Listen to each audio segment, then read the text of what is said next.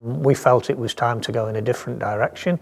What could you do that was definitely not easy? When we came up with, we call it the Boardwalk Bobster, to come up with that very classic retro style bobber type motorcycle.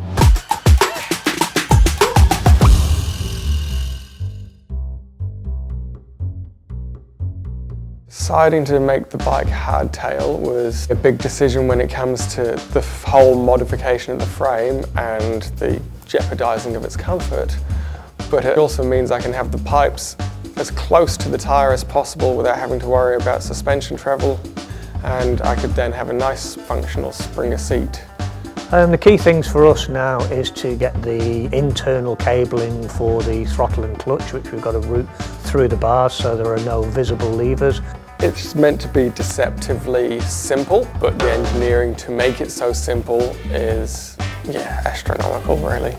Trying to incorporate a little bit of natural timber into the bike to create a nice balance between that and the bits that will be brass. Ended up chopping a skateboard in half and layering them on top of each other. Stained the bottom piece and bolted it all together, and it turned out beautifully.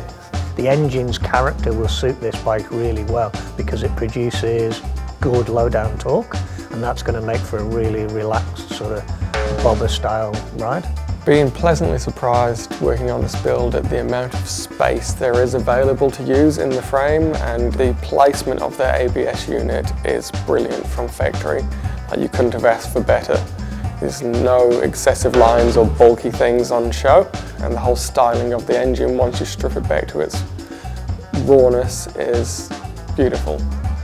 I think with a finished bike, it's probably going to shock a few people because it's moved quite a long way away from what 650 Twin to be turned into. And it does lend itself to a lot of styles. But what it does is it fills me with a level of excitement over what we can do next.